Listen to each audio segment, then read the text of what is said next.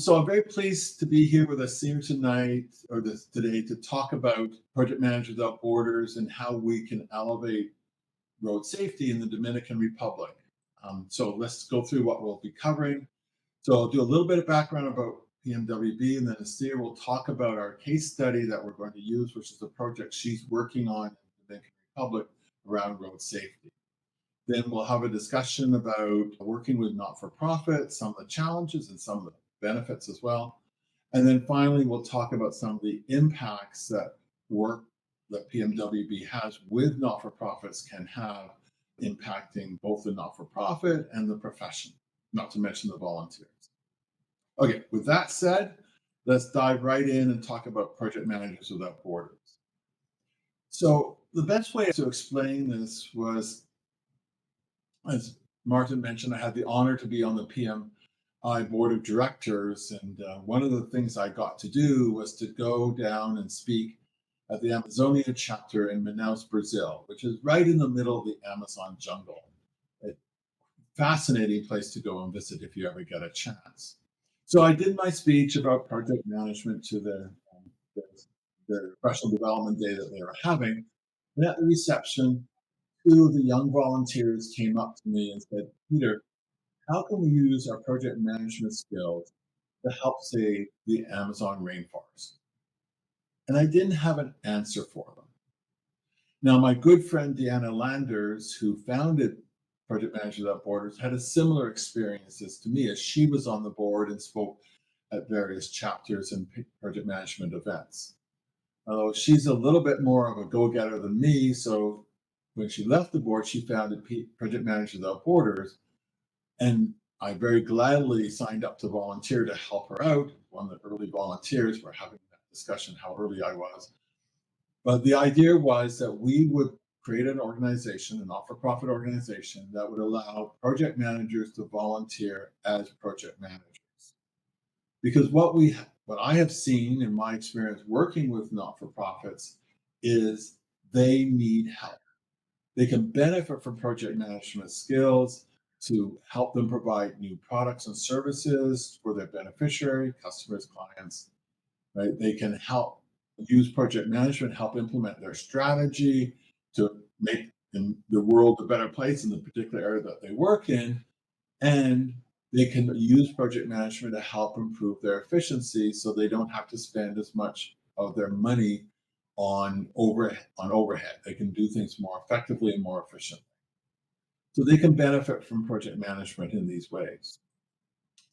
So as we started working with PMWB, we came up with these 6 tenets of how we would do our work.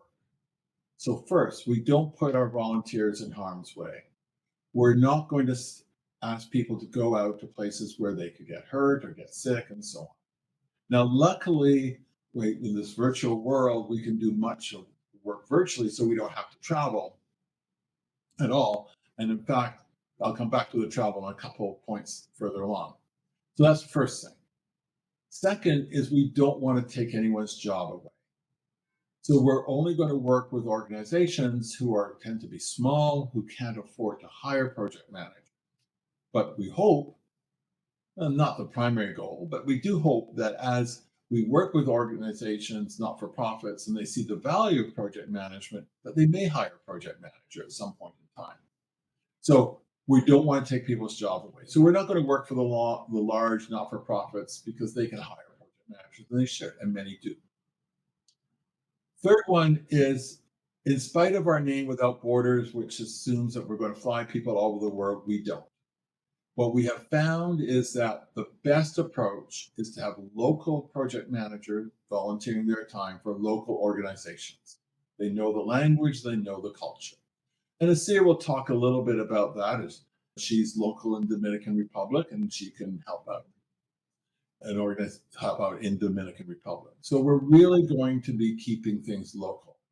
What part of the network project managers from around the world, we can share our experiences of what works and what doesn't work for not-for-profits.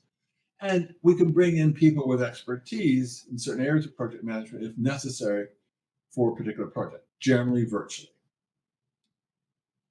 We only work for not-for-profits who support social good, so we tend to follow the the United Nations Sustainable Development Goals to help guide us with that. We speak our partner's language. Now, that is something that we should all do as project managers, no matter what sector that we're in. We don't want to confuse our customers with project management language. We want to speak their language. And we found this is more important in the not-for-profit sector. We have to be able to relate to them, relate to the work that they do and what they do. And our final one is we do not engage in disaster response and recovery. This is a long discussion I can maybe have at another time. Basically, for project management, we'll help in disaster preparation, we'll help in reconstruction, but when the disaster is going on, is really not the place for project management. It is the place to execute a project. Project managers are not that important. We don't engage in that. We can certainly help, as I said, in preparation or in reconstruction. Okay, with that said, B was founded about 10 years ago by Deanna Landers, as I mentioned, and it's been operating as a not-for-profit until the beginning of this year, where in January we joined the PMI family, which we're really excited about. Because during the last 9 years, we've been able to come up with approaches that we know will work, but as a fully volunteer organization, we couldn't scale. We did well. We had over 750 stakeholders. We did 70 projects. We have impacted people in 170 different countries. But now that we're part of the PMI family, we can certainly scale and take advantage of PMI's chapter network to start giving opportunities for project managers around the world to start volunteering in their community to help elevate the world. So some of the examples, and as I've gone through these slides, we've had some pictures of them. So the one here is from Ecuador, where we're helping out with providing water, portable water into the rural communities in Ecuador. We had another project in Puerto Rico called Water Rico, where we helped with, again, getting good drinking water for them. We've done a road safety project as well in Panama, and now we're working on one in Dominican Republic, which you'll hear a lot more about starting on the next slide.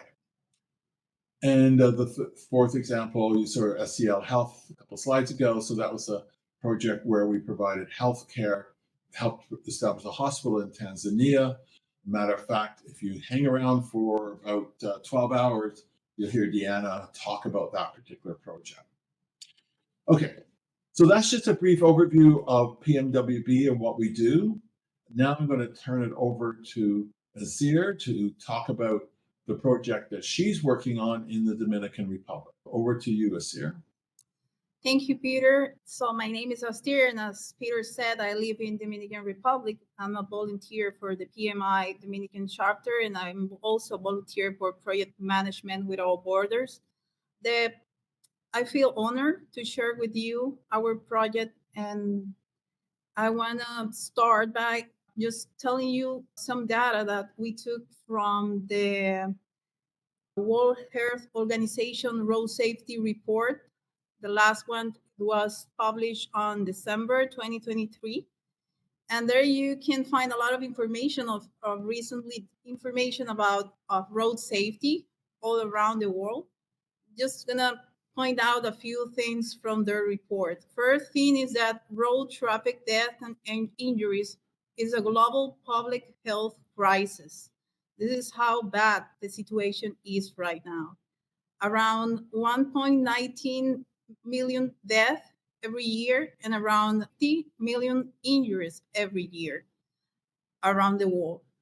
Highway street accidents is the leading cause of death for ages 5 and 29. And this is something that we're putting a lot of attention in because these people, their most productive ages. So this will do a lot of harm to the country because these are people that have to bring the money and the food to their families and are the ones that are getting killed, are getting injured. And so that affects their economy, that affects a lot of their psychological, emotional situation, their relationships. It's a very bad impact for the country, but of course for the people and their families. Also, 9 of 10 occur in low and middle income countries. I just put right next to the information graphic, so maybe you cannot see it very well because it's a little small, but I also took that from the World Health Organization 2023 report. There you can see in regions what is some information about death according to 100 million population, so the ratio. And also 12% of the death occurs in the Americas region. Since I'm in Dominican Republic, I just pointed out that information there because I'll be talking a little more about how bad and how is the situation in Dominican Republic right now. 12%, already said that. The largest group of fatalities, more than half of road traffic deaths are among vulnerable road users, including pedestrians, cyclists, and motorcyclists. In our case, in Dominican Republic, motorcycles are like the highest group that get affected by death and injuries of traffic accidents. And then at last, only 7 countries have laws of all identified United Nations risk factors, meaning there is a lot of work to do for a lot of our countries. There is a lot of things that we can do to help. And I hope during this presentation, you get motivated to start also helping your countries to get to solve or at least improve this number, lower the number of deaths and injuries they have right now. Next, I'm just gonna go back to tell you what are the actions so far implemented by the United Nations or the World Health Organizations. As I told you first, this is a public global health crisis. So in that matter, they needed to work and they started, the United Nations have a resolution, the 74/299, and they declared the decade of action for road safety, 2021-2030, and they set the objectives to reduce at least 50% of death and injuries during this decade. In order to do that, they create the World Plan. The World Plan is a document created by the United Nations Regional Commissions, the World Health Organization, and some other collaborators. It served as an orientation document to support the application of the decade of actions, and of course to help countries, to give the countries some guidelines in order to define actions, and so we can reach the objective of reducing at least 50% the death and injuries. From the World Plan, then goes to the National Strategic Plan for Road Safety.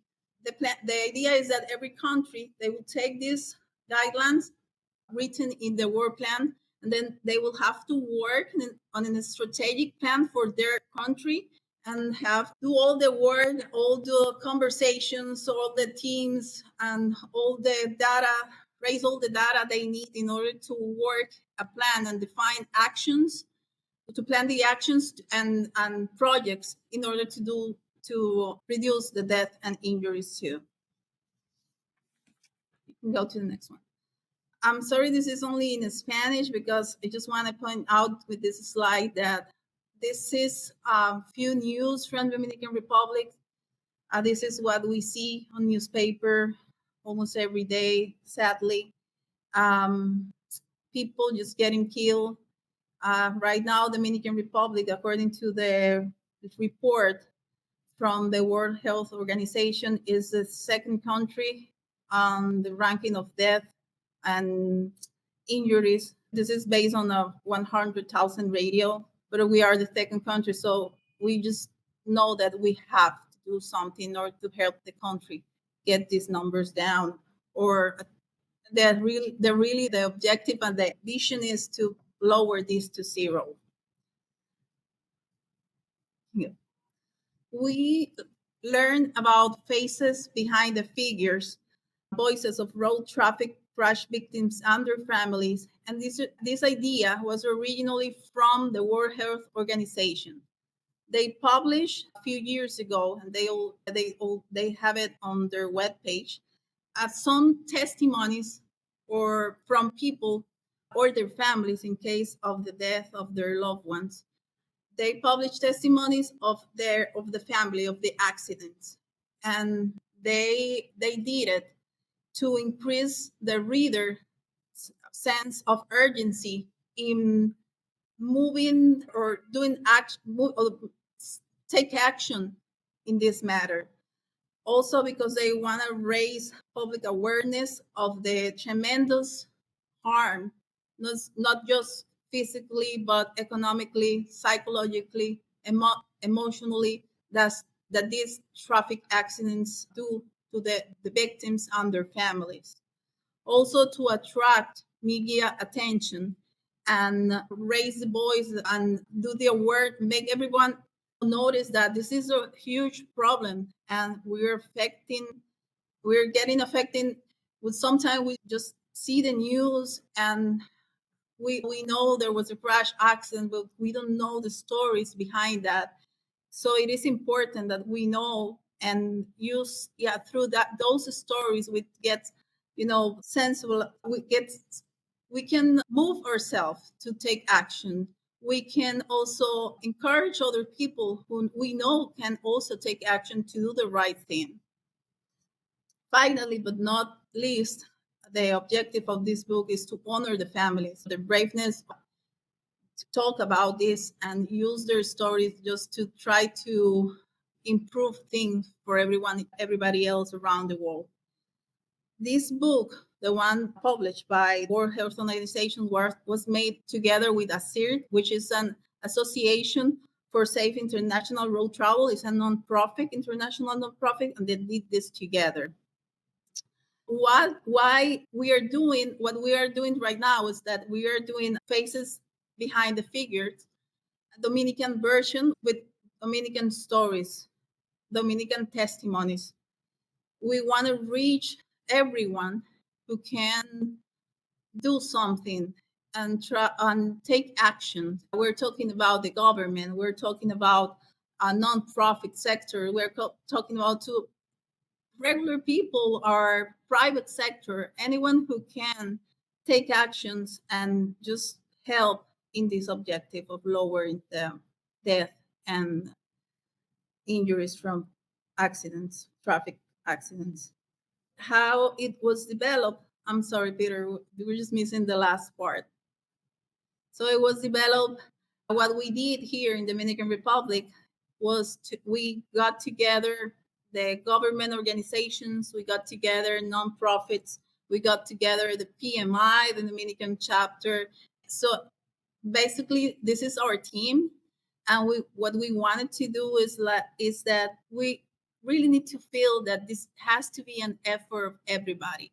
This is not a responsibility of the government. This is not a responsibility just from the private sector. This is a work we need to do together if we want to really lower these numbers and if we want to really make an impact on this issue in our countries. So it's a collaboration. That's the final idea. We all need to work on this. Now we're ready, Peter. So our project has two phases, three main deliverables. During the first phase, we're gonna do just as the World Health Organization did. We're gonna do a book, and we want to print it and have it on digital also. And then we're gonna run a communication campaign based on the book. We're gonna do a media tour, and we're gonna have those short videos on social media to raise the voice, to make these stories and testimonies reach everyone. We are also during phase 2 are planning to do a documentary, and the goal with this documentary is to go international because, as I already showed you, this is a global public health issue. So we know that this documentary will not only be helpful for the Dominican Republic, but other countries around the world too. Okay, there we are now. So thank you, Asir. Okay, what I want just now talk in general about some of the experiences we've had with not-for-profits about what's different in working with them than working with other for-profit organizations. There's some things that are the same too that you see later on the slide. The first thing, though, that we discover when we work for not-for-profits is they're focused on their cause. They're mission-driven. So they're not as concerned about making money. Clearly, they need to have money, right? But they're really focused on their cause. How are we going to support our beneficiaries, our customers and clients? That comes through over and over again, the passion that they have towards the mission of the organization. Second is they have to get money, obviously, to do this. So it's about raising money, which can come from a variety of different sources. Sometimes it's donations, sometimes it's going to be grants, right? So they get different ways of getting money. But often the money comes with constraints. The money is geared for a specific type of program. So this makes it challenging from a project point of view, because not only do you not sure where the money is going to come from, but when it does arrive, it may change what the scope is because it has some constraints. Because these organizations are mission driven, they're willing to take on the project, even if they don't have the money right now. They say the money will come. Let's get going. Their clients that these organizations have are people that are at risk, people who have special care or special needs. That makes it a very different clientele to deal with, which also has its own challenges and its own rewards as well. So this is something else that's unique about the many not-for-profits. Not all, many of them. And then finally, a large part of their staffing is done through volunteers. I've been fortunate enough to be a volunteer and a volunteer leader at PMI, and we all got firsthand the experience of working with volunteers and leading volunteers. And not-for-profits have the same challenges and the same rewards. Volunteers don't always show up when they say they're going to show up because they have other pressures, work, family, and so on, right? So it can end up with some a lot of challenges. But certainly volunteers can be a great resource, especially if they have the same passion as the organization does. Now, having said that, there are some similarities. All organizations need to deliver value, right? Whether you're for-profit or not-for-profit, you've got to be able to deliver value. So there's always a focus on making sure that we've got the right products, the right services that deliver value in the not-for-profit. And all organizations want to reduce waste, improve efficiency. And this I shouldn't say it's more or less than the for-profit, but certainly in the not-for-profit, there's always the donors wanting to ensure that their money goes to the purpose of the organization, not to overhead. So there is some added incentive for pressures from donors to make sure that you're using the money wisely, that you're not wasting it. So you're using things for efficiency. So what we'd like to do now is, given this, is let's hear from Asir about what her experience has been in working with not-for-profits, and see, Asir, what differences have you seen as you've been working with the not-for-profits with your road safety project, as you've been working with the other organizations in Dominican to get this booklet ready and to get it distributed? Yes, Peter, you already mentioned one of them. I'm just going to start with that one. You talk about volunteers, and volunteers, because I am also a volunteer, we're really driven by love to do what we do. We have a great heart, and I know a lot of people listening in Washington right now will identify with a few things, working from non-profits and working for profits project. We volunteers have a lot of motivation. What volunteers lack, just like you said, is sometimes time. So you want to do it, but you just not have the enough time to do the project. So first thing is that on your projects in a private sector, you do have a team which works from 8 to 5 or whatever the schedule will be for them, because I know for project management it doesn't really is 8 to 5. But on nonprofit projects, you don't have that. So you have to get creative. That one of the things that usually we get good with is being creative. I have done, for instance, for this project, sometimes I call for a meeting and there is a group who can do it one day, and then there is a group who can do it another day, and I just do the two meetings with the same information and just exchange some information between, because I don't want, since I have to get the most from the time they have, I just want to move the project on. And sometimes I have had to do that, just do the same meeting twice with different people, then try to put all the information together and let them know each other what the other group said. So that's one thing. You also mentioned funding. So it is different from non-profit, a not-for-profit project, because usually most of the time, and in our case, we didn't have any money. We didn't have any funding. So it's now what we needed to do in order to get some funds is that we needed to get the project to a point of details and specifications, so we can answer to the potential donors any questions they have, because they want to know details. They want to be sure that you have everything by the book, all everything is well planned, because they're going to give you their money. They want to see a good use of their money too. So that's another difference, because from the money and the way you get the funds for to implement the project.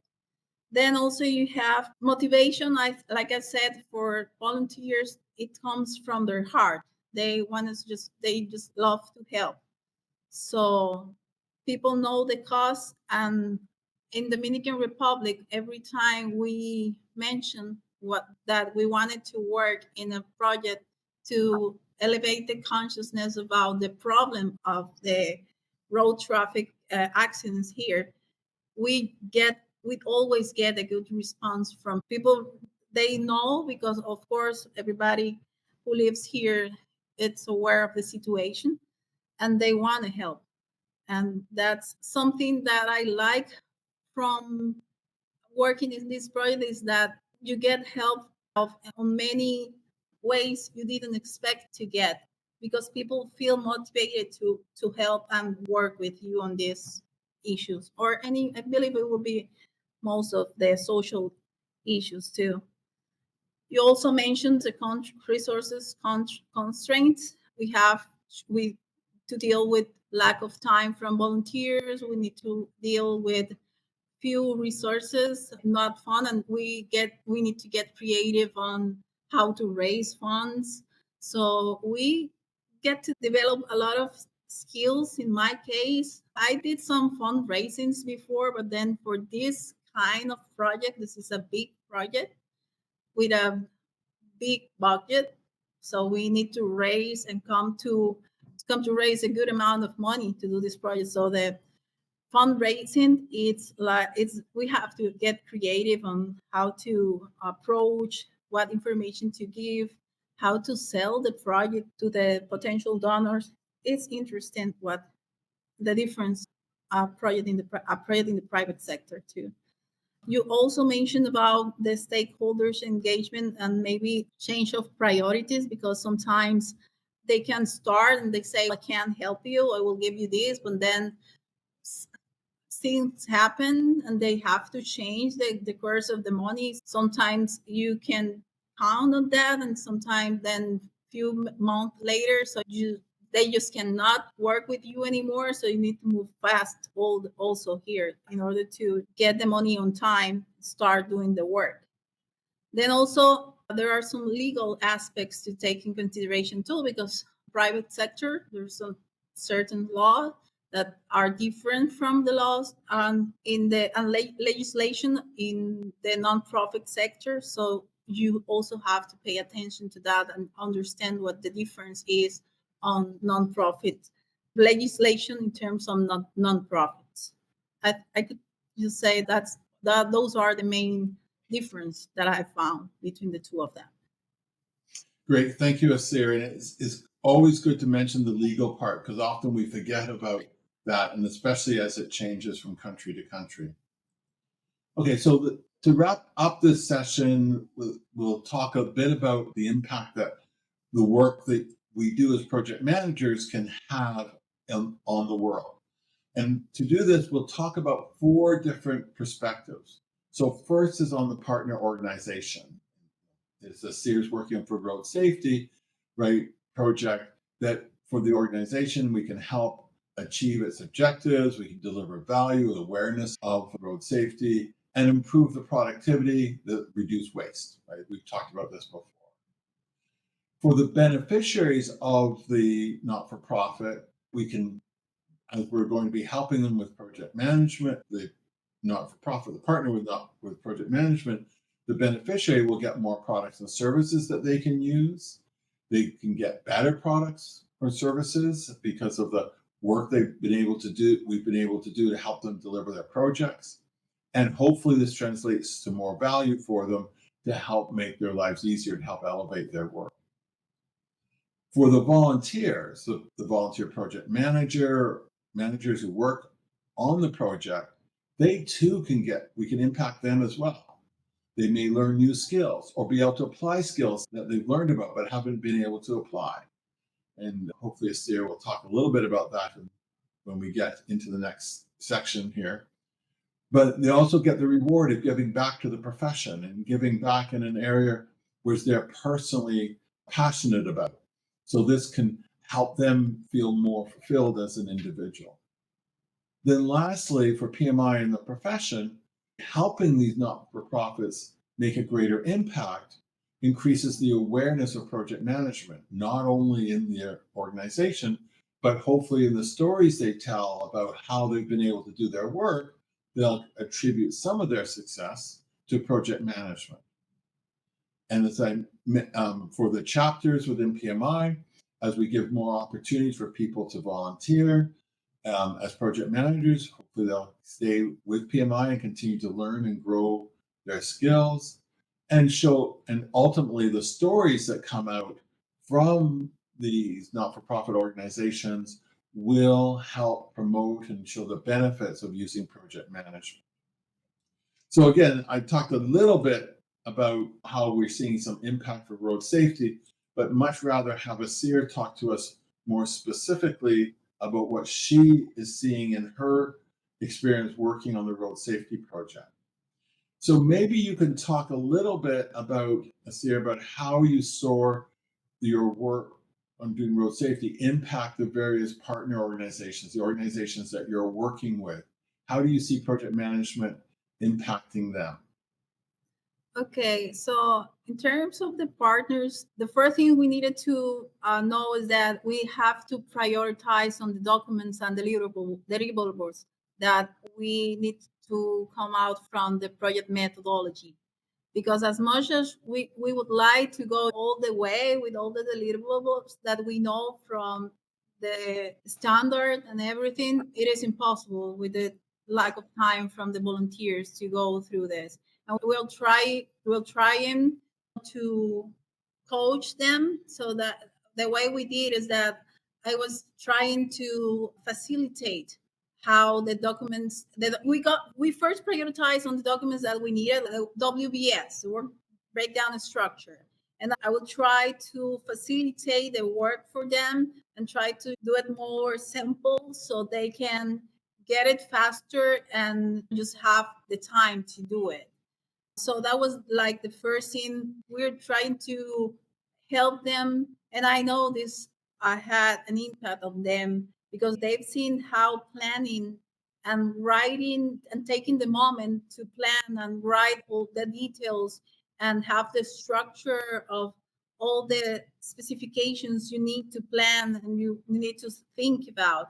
I that helped them a lot because there are no surprises. When there is a question about something, you just have to go to the planning document and you'll find your answer there.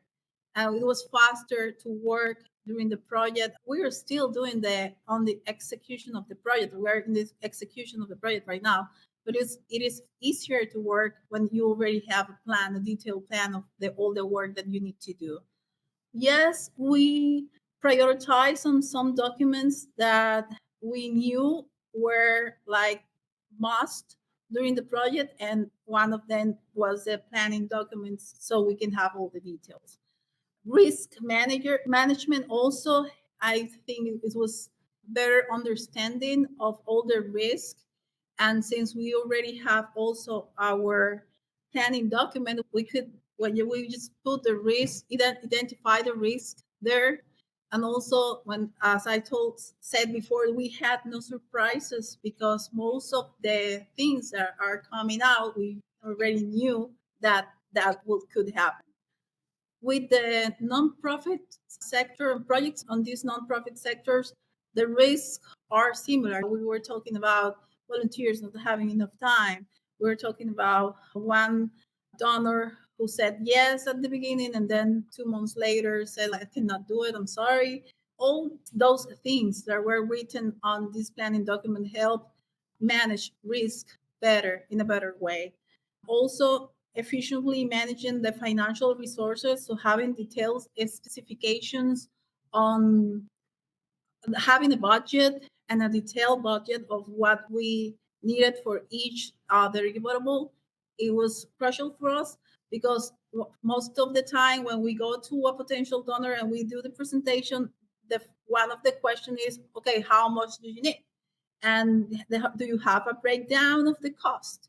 It is different now that they have that information and they can inform better the donors. And of course, we are hoping that will get us better response from donors also.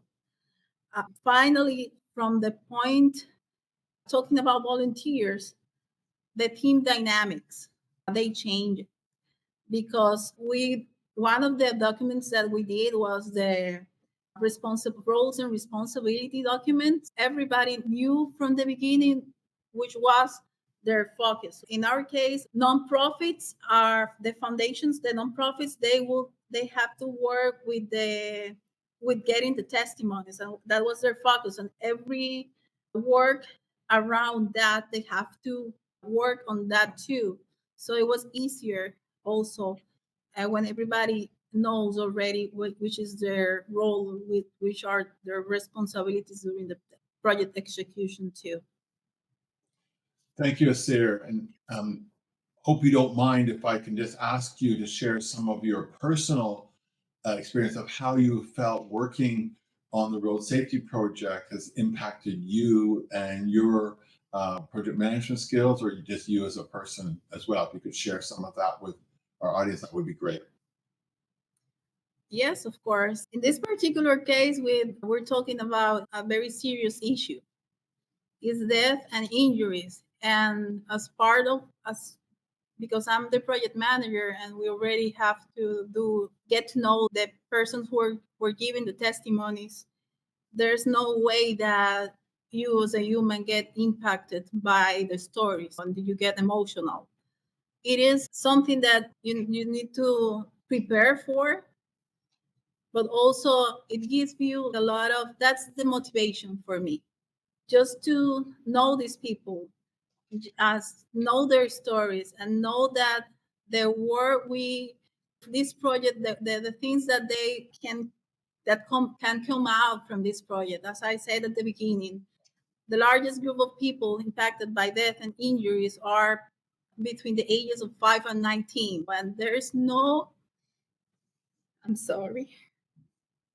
Yeah, I know it's hard. It's very hard. You can see your passion as you are getting involved in this. And this is one of the unique things about doing the not-for-profits. And as you're saying, the impact you can see by saving people's lives, especially young people's lives. Yeah, that's something that shouldn't be. It's just something that is unacceptable, Peter. It's unacceptable. So maybe on this note, Asir, we can just wrap up, and I'll leave that for you to say some final words, and we'll have a few minutes for questions. Just finalizing, I just want to tell everybody that we need help from everybody in this issue, because it's not only Dominican Republic. We're talking of this problem that affect us all around the world. So in each of our countries, there are everyday people dying from road traffic accidents. So we need everybody to come together. We need everybody to say, I'm here and I want to do something. So I will encourage you to multiply this effort in your country. Through Project Management Institute, we are also trying to raise the voice and try to reach other countries to do the same project, to multiply and duplicate the project. We just need you to be a part of it. Do take action and take the initiative to work in your country into implementing a project like this, to call everybody and to work together to lower the numbers or just take them to zero. That would be the greatest thing to take. Just no one dies from road traffic accidents. There are nothing. Fantastic. Thank you so much, Asir. Thank you for your work in leading this in Dominican Republic and